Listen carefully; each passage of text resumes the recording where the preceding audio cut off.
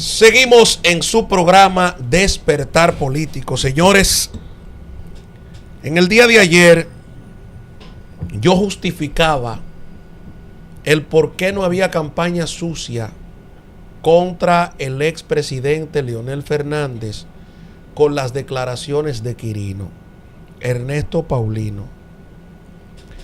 Y lo hacía desde el conocimiento que tengo sobre los temas de narcotráfico. Quirino en este momento actúa desde el resentimiento, desde el rencor y la amargura. Y hasta propiamente pudiéramos decir desde el miedo.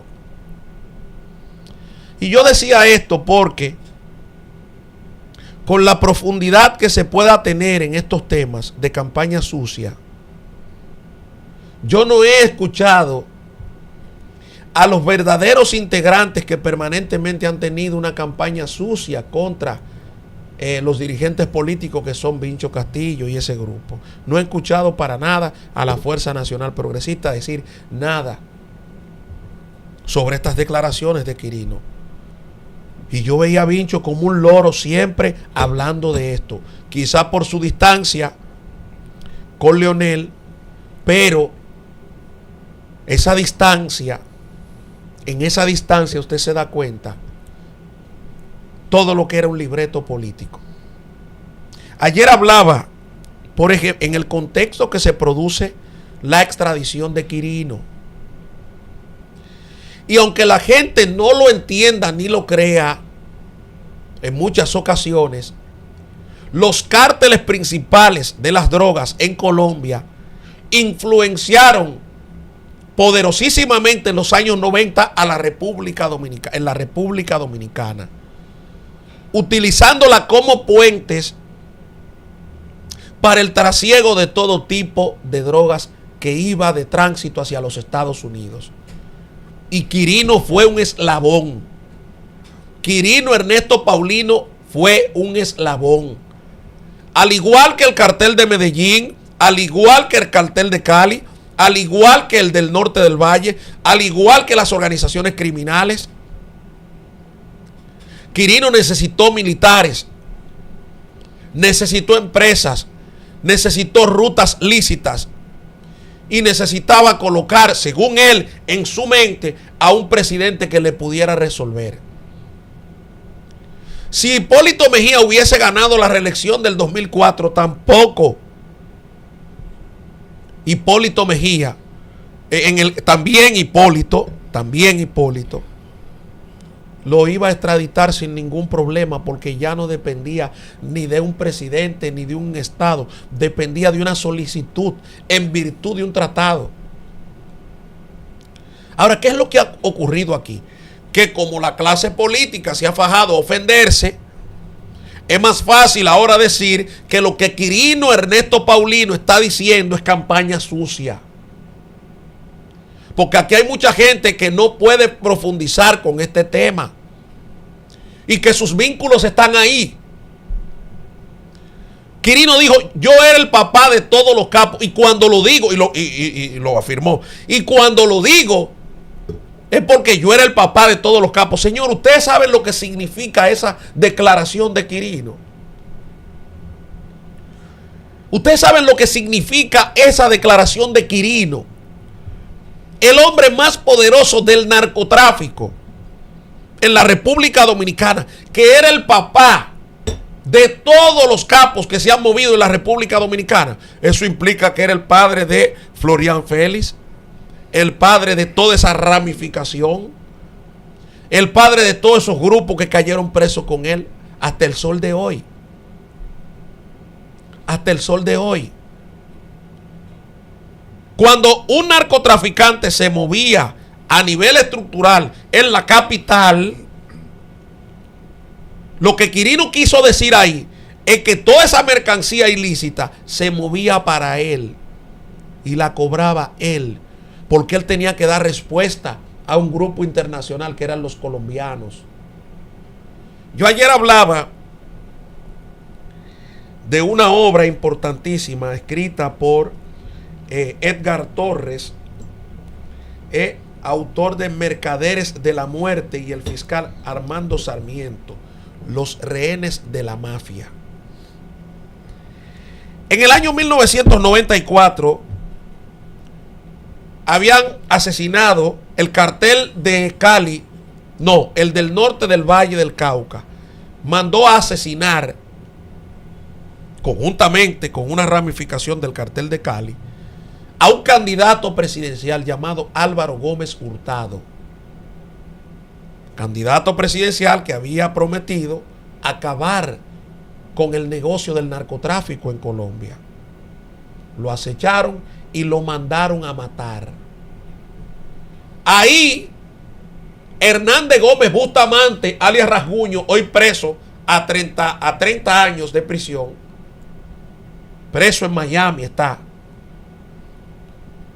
dijo claramente cómo fue que se organizó la vuelta para matar al candidato presidencial Álvaro Gómez Hurtado. Y la conclusión a la que llegó fue que lo había mandado a matar el gordo Samper, refiriéndose a Ernesto Samper. Oigan qué escándalo en medio de un gobierno. Oigan qué escándalo en medio de un gobierno. Estamos hablando del 94, estamos hablando en el 95, porque lo mataron en el 95. Pero en el cuatrenio 94-98, que surgen varios procesos, se producían entonces los allanamientos a el cartel de Cali, a los miembros del cartel de Cali y al reducto del cartel de Medellín. Y entonces surgían documentaciones importantísimas hacia las estructuras políticas, de colaboración por parte de los grandes cárteles a las estructuras políticas. Por ejemplo, aquí yo tengo una carta, porque el narcotráfico en esa época, que era paralela a lo que ocurría en la República Dominicana, tenía capacidad de influenciar en el Senado de la República para que ocurrieran cosas a favor del crimen organizado. Y por ejemplo, se le filtró en uno de los allanamientos una carta dirigida, por ejemplo, enviada por Miguel Rodríguez Orejuela, José Santa Cruz Londoño, alias Chepe Londoño o Chepe Santa Cruz, Iván Urdinola Garaje, esposo de Lorena Henao. Porque Iván Urdinola Garaje tenía una gran ramificación en el cartel de la costa, y ese cártel, que era prácticamente el del Pacífico, tenía una estructura en el Congreso colombiano, y era el hombre más avesado, era el hombre más estructurado después de los Rodríguez Orejuela, de Pacho Herrera, de Juan Carlos Ramírez Abadía y de un grupo de narcotraficantes como por ejemplo Chepe Santa Cruz Londoño. Y entonces esas estructuras, no solo de narcotráfico, porque no era narcotráfico, militar y política, influenciaban. Y los Estados Unidos le prestaron atención a eso y lo que ocurría en la República Dominicana. Estamos hablando de el 23 de octubre del año 1995. 9 años después se va a producir un cambio estructural en el apresamiento de Quirino. La extradición. Pero el seguimiento va a iniciar 3, 4, 5 años antes de la extradición. ¿Por qué yo traigo esto a colación? Porque el gobierno de Leonel Fernández, que no ha sabido, o la gente del grupo de Leonel Fernández que no han sabido, y no tienen un vocero natural que se encargue de estos temas, acuden a que Quirino está haciendo campaña sucia. Es que el gobierno de Leonel no tenía otro camino que no sea entregar por toda esta jurisprudencia de narcotráfico que ocurría, y por todo lo que habían dicho narcotraficantes de las estructuras dominicanas, y por todo lo que habían dicho esos capos de las drogas, de las estructuras que movilizaban la cocaína hacia Estados Unidos desde República Dominicana, y por todas las pruebas que se estaban encontrando que ramificaban una estructura no solo de narcotráfico, sino política. Y aquí yo le traigo una carta del 23 de octubre del año 1995, enviada por los narcotraficantes que le acabo de mencionar. Hoy nuestra lucha está centrada en la abolición de la justicia sin rostro y para ello es indispensable su colaboración económica. Por esta razón, acudimos a usted para que nos ayude con la suma de 150 millones de pesos. El costo político y financiero de este proyecto será de 7,000 millones de pesos contra resultado. Un cartel buscando dinero para pagarle a senadores, a quien le enviara. Las alianzas económicas de la mafia no operaron exclusivamente a efectos de las campañas a Congreso y Presidencia de la República. Tras el asesinato en junio de 1996 de José Alcides Loaiza, primo del sangriento narcotraficante Henry Loaiza, el Alacrán, se descubrió esta carta cuya autenticidad han aceptado los ares del cartel de Cali. Una comunicación enviada por los grandes capos de la droga buscando financiamiento para provocar un cambio en la estructura de la justicia y un cambio en la estructura política. Pero, por ejemplo, aquí, que este libro es formidable, aquí se ven órdenes, por ejemplo, de alojamiento a los senadores del momento. Cuando estalle ese proceso, ese escándalo del proceso 8000, tanto Hipólito Mejía como Leonel Fernández, en una acción de continuidad de Estado, deciden colaborar abiertamente con los Estados Unidos para provocar, en específico Hipólito Mejía, para colaborar con la entrega de grandes capos de las drogas en la República Dominicana y entregárselo a Puerto Rico y entregárselo a los Estados Unidos. Quirino, al manejar rutas náuticas, rutas lícitas del narcotráfico en Colombia, en la República Dominicana, proveniente de esa mercancía que llegaba de Colombia, comienza a darse a notar porque grandes capos y narcotraficantes de todo este desbarajuste que provocó el plan 8000 y posteriormente el plan Colombia, Quirino comienza a ser notado con amplitud de este tema. ¿Qué es lo que ocurre con todo esto? Que Quirino ya era un rehén de estas estructuras, porque estas estructuras, como les dije, no eran exclusivas de tráfico entre un grupo u otro. Quirino llegó a ser la figura más respetable en el Caribe. Oigan lo que estoy diciendo. Quirino llegó a ser la figura más respetada del Caribe, porque Quirino garantizaba con su palabra, le garantizaba a los narcotraficantes colombianos con su palabra la entrega de la mercancía a tiempo y el pago de la mercancía a tiempo. Por eso cuando él se define como el papá, que él era el papá de todos los capos en la República Dominicana, eso tiene una trascendencia que ni siquiera, no se imagina gente de la Fuerza del Pueblo lo que él está diciendo, la profundidad de lo que él está diciendo. Lógicamente que hay un grupo de idiotas ahora diciendo que esto es campaña sucia. Quirino actúa al igual como actúa el Chapo, al igual como actúa, por ejemplo, al igual como actúa estos grandes capos de las drogas. Puso un ejemplo del caso de Álvaro Gómez Hurtado. ¿Quién es que dice que fue el gordo Samper?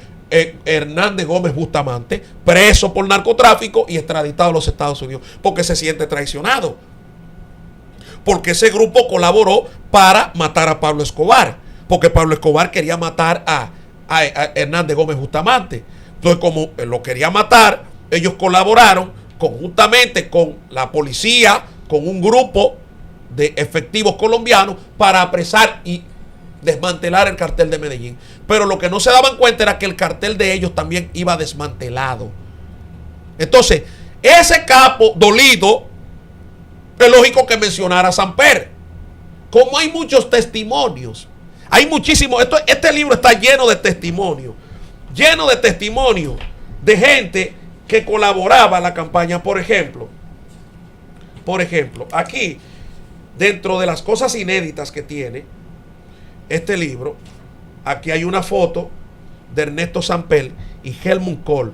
Distintos documentos muestran que se buscó gestionar la mediación de Alemania ante Estados Unidos sobre temas de narcotráfico. Miles Fleischer reveló los términos de las aproximaciones.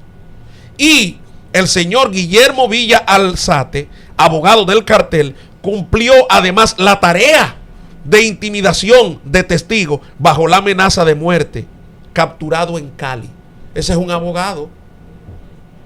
Era una estructura y Estados Unidos se comprometió a combatirla en el Pacífico y a combatirla en el Caribe. Entonces, Quirino no está actuando por mandato de nadie, esa es mi creencia. No está actuando por mandato de nadie. Y lo que creo es que Quirino está actuando como actúan todos los narcotraficantes importantes que tuvieron un gran poder en el tiempo, desde el dolor, desde el rencor, desde la amargura, desde lo que tenía y no pudo ser. Estas estructuras fueron desmanteladas. Lo que pasa es que aquí no se hace pedagogía con este tema. En Colombia usted encuentra una bibliografía hermosa sobre estos temas. Encuentra documentos desclasificados. Aquí no, aquí se ha hecho farándula. Aquí se ha hecho cháchara con esto. Aquí, fulano, todavía estamos, que es campaña sucia. Eso no es campaña sucia. Está actuando desde el dolor. Y ayer dije, profundicen sobre lo que era que representaba Quirino, Ernesto Paulino en la República Dominicana. Y miren que con mis declaraciones, que con mis posiciones, parecería que estaría defendiendo a la fuerza del pueblo. Pero trato de ser lo más objetivo posible, porque yo no le quito mérito a lo que dice Quirino. Yo no le quito mérito. Ahora, yo lo que le preguntaría a Quirino, si se me sienta aquí en una entrevista, que aprovecho para invitarlo a una entrevista aquí en Despertar Político, es que si él le dio a título de narcotraficante o a título de empresario a los partidos políticos que él le apoyó, porque no fue a uno, fue a varios, que si él le dio el dinero y que si los políticos sabían que su dinero venía del narcotráfico, porque él dijo en unas declaraciones, ahí habían 10, a mí me allanaron y me ocuparon 18 millones de pesos que no eran del narcotráfico. Entonces usted camuflajeaba o encubría una actividad lícita con otra ilícita. Pudo haber sido que usted llegara a la política como un gran empresario vinculado a Haití, con negocios en el sur, con negocios en la capital dominicana, y todos los políticos, como todo, la gran mayoría, como lo conocen, que le gusta mucho el dinero, que le encanta bastante el dinero, y que ese dinero no verifican la mayoría de dónde es. No le preguntaron en ningún momento. Yo quisiera tenerlo aquí para hacerle una entrevista con todo el respeto y con toda la consideración que merece. Pero aquí no será una entrevista complaciente. Aquí vamos a hablar de la profundidad del narcotráfico que representó el caso de Quirino. Le dejo la cancha abierta para que usted en cualquier momento pueda venir aquí, se siente con nosotros a discutir este tema, porque trato de ser lo más justo posible en todo esto. Pudiera durar 4 o 5 horas hablando del tema. Pero señores, yo no quiero reducir esto a una campaña sucia. No. Esto le está dando la oportunidad a Leonel Fernández a que de una vez y por todas cierre este capítulo en su vida. Cierre, a diferencia de Ernesto Samper con Leonel, aquí hay documentos. Aquí hay más de 100 documentos que fueron ocupados en los allanamientos que le hicieron a los grandes capos de las drogas en Colombia. Yo quiero ver un libro, porque todavía no lo he visto, yo quiero ver algo. Y cuando viene a verlo hay. Ahora sigo con la pregunta. ¿Era en calidad de empresario o narcotraficante que usted le daba el dinero a los políticos dominicanos? Nos vamos a una pausa y cuando regresemos, venimos con un invitado de lujo, Joel Díaz, ex candidato presidencial del Partido Revolucionario Dominicano y un gran amigo de esta plataforma.